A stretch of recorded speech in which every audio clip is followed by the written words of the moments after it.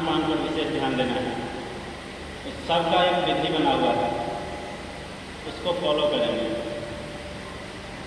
अभी हम लोग जो भी कर रहे हैं मैक्सिमम से उल्टा कर रहे हैं। हम लोगों ने मोटा अनाज खाना बंद कर दिया। अभी अब डॉक्टर प्रिस्क्राइब करते हैं, आपको मॉल में मिलेगा, अलग अलग फॉर्मेट में मिलेगा। तो अपने भोजन में मोटे अनाज को शामिल करिए। शुरू में अच्छा नहीं लगेगा तो थोड़ा थोड़ा मात्रा उसका मिक्स करके बढ़ाते जाइए। फिर जो है मोटा अनाज को मैक्सिमम लीजिए, दूसरे अनाज को छोड़िए। क्योंकि अभी जो हम लोग खाना खा रहे हैं उसमें बॉडी को हीट करने का, रिपेयर करने का क्षमता नहीं है। कुछ भोजन ऐसे हैं जो हमें बीमारी करता है, कुछ है जो न बीमार करेगा न अच्छा, यानी जो स्थिति है उसको बनाएगा। यदि मोटा अनाज को लेते हैं उसमें ऐसी क्षमता है जो आपके बॉडी को रिपेयर करेगा, आपकी बीमारियों को दूर करने का काम करेगा। इसलिए मोटा अनाज जो भी जौ, बाजरा और सावां, उसके बाद एक लाला जो होता है मरुआ, इस सब का सेवन कीजिए। गेहूँ हमारे यहाँ का नहीं है, ईरान से हम लोग अडॉप्ट किए हैं। और मैदा युक्त भोजन नहीं करते किसी भी हाल में। मैदा से बना हुआ सामान नहीं खाना। दूसरा, हम लोग उपजाने से लेकर अंतिम प्रोसेस खाने तक सभी कुछ उल्टा करते हैं। खाद पानी वाला खाते हैं जो कि कैंसर को जन्म देती है। तो कोशिश करिए जितना संभव हो जो हमारी डेली यूज का चीज़ है उसको हम खुद जो है जैविक रूप से उत्पादित करें जितना संभव होगा। दूसरा, खाना पकाने का जो बर्तन है हम लोग का वो सही नहीं है। प्रेशर कुकर में तो खाना बनाना ही नहीं चाहिए, क्योंकि वह क्या करती है, जैसे हम दाल बनाते हैं, हम लोग का प्रोटीन का मूल स्रोत है पश्चिमी सभ्यता में मांस, मछली आदि आदि, लेकिन हमारे यहाँ दाल सबसे उत्तम स्रोत है प्रोटीन का। तो उसे हम लोग प्रेशर कुकर में बनाते हैं क्योंकि जल्दी बन जाता है। तो जल्दी बनने के चक्कर में क्या होता है, वो पकता नहीं, केवल उसका पार्टिकल टूट जाता है। और केवल 7% रिसर्च बताती है, तो 7% ही पौष्टिकता उसकी बच जाती है, बाद बाकी नष्ट हो जाता है। हमारे यहाँ एल्युमिनियम की खोज सबसे पहले हुई, लेकिन हम लोग उसको उपयोग में नहीं लाए। उपयोग कब से आया, जब हम अंग्रेजों के गुलाम बने तो उस समय में तेल में एल्युमिनियम का बर्तन का उपयोग होना शुरू हुआ, क्योंकि वो भोजन से रिएक्शन कर लेता है और एक धीमा जहर उसमें रिएक्शन के माध्यम से उत्पन्न होता है। तो जेलों में उसका उपयोग शुरू हुआ, सस्ता भी है, टिकाऊ भी है, तो उसको हम लोगों ने दिनचर्या में शामिल कर दिया। जबकि सबसे बेहतर भोजन मिट्टी के बर्तन में होता है, उसमें 100% उसकी पोषकता, उसके विटामिन, सभी मिनरल्स सुरक्षित रहते हैं। क्योंकि मिट्टी में 18 तरह का पोषक तत्व पाया जाता है, जो हमारी बॉडी में भी 18 तरह का पोषक तत्व पाया जाता है। और उसमें जब खाना बनता है, पहली बार खाना जब पकाते हैं तो उसका ऊपर का पार्ट खुला रहना चाहिए, वायु से संपर्क होना चाहिए, पैकेट बंद भोजन नहीं करेंगे। तो यदि हम तो मिट्टी का बर्तन तो ज़्यादा टूटता है, तो अभी तो आने लगा है, उसमें भी थोड़ा मतलब कि एक्सपेरिमेंट करके थोड़ा मजबूती दिया जा रहा है, आपको ऑनलाइन भी मिलेगा। यदि मिट्टी के बर्तन में नहीं कर पा रहे तो आप पीतल के बर्तन में करिए, उसमें भी लगभग 97% तक सुरक्षित रहता है। तो एल्युमिनियम को अवॉइड करना, धीरे धीरे करिए, जैसे करिए, लेकिन आपके माइंड में होना चाहिए तो हमें इसको हटाना है। तब जाकर जो भी हम भोजन ले रहे हैं वो सही रूप में हमको मिल पाएगा।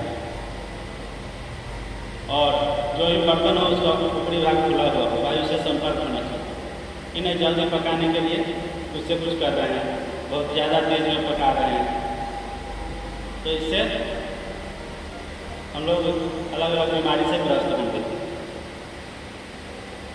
दूसरा, भोजन जो हम लोग करते हैं किसी भी टाइम कर लेते हैं, रात के 11 बजे भी कर लेते हैं, 12 बजे भी कर लेते हैं, तो इस चीज़ को छोड़ना है। क्योंकि मैं ज़्यादातर जो जीव जंतु है सूर्यास्त के बाद भोजन नहीं करता, और वो सूर्यास्त के बाद भोजन नहीं करता, इसके लिए उसको डॉक्टर की ज़रूरत नहीं होती।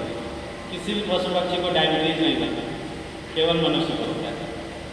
चूँकि हम लोग असमय भोजन करते हैं, जो हमारा बॉडी क्लॉक बना हुआ है, जो उसका विधि है, वो सब को तोड़ते हुए आधुनिकता का शिकार हो रहे हैं, और बहुत कुछ तो जानते हुए करते हैं, तो उसको तो भगवान ही होता है जो जानते हुए करता है।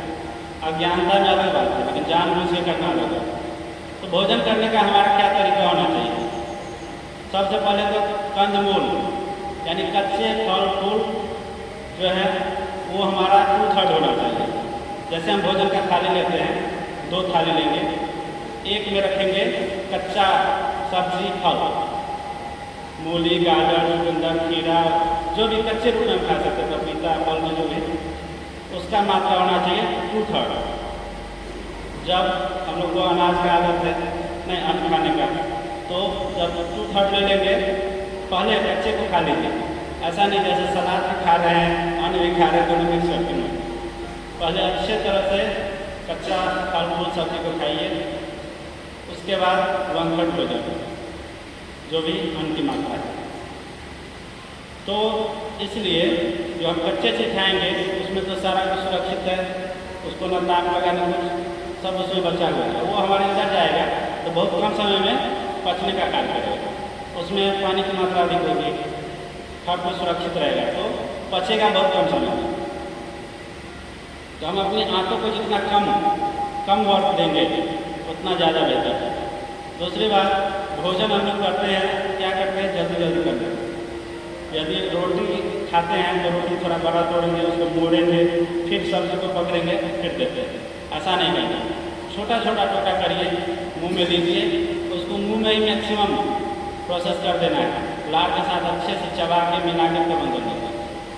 तो क्या होगा, हमारी आंतों को कम काम करना पड़ेगा। दूसरा, सुबह में अच्छे से खाइए, जो आपको इच्छा कर रहा है उसमें भी देखना है, अच्छे से खाने का मतलब एकदम यहाँ पर नहीं खाना है। पाचक रस हमारे अंदर भरा हुआ है, तो जैसे जैसे हम भोजन लेते हैं तो पाचक रस ऊपर होते जाता है। जब हमारा भोजन कंप्लीट होगा तो आपको एक डकार आ जाएगा, एक पहले भी आया तो भूख का इंडिकेशन है, जो भूख हमें लगा हुआ है। और जब हम खाना समाप्त होने वाला रहेगा तब एक डकार आएगा, क्योंकि पाचक रस का जो मैक्सिमम सीमा वहाँ आ चुका है, तो आपको ढकार महसूस होगा, खाना छोड़ देना है, यानी अब नहीं लेना। लेकिन हम लोग ऐसा नहीं करते। सुबह में अच्छे से खाइए, फिर दोपहर में उससे कम कर दीजिए। यदि आपको जरूरत लग रहा है जो खाना है, दोपहर में उससे कम और शाम में उससे कम, उसके बाद नहीं।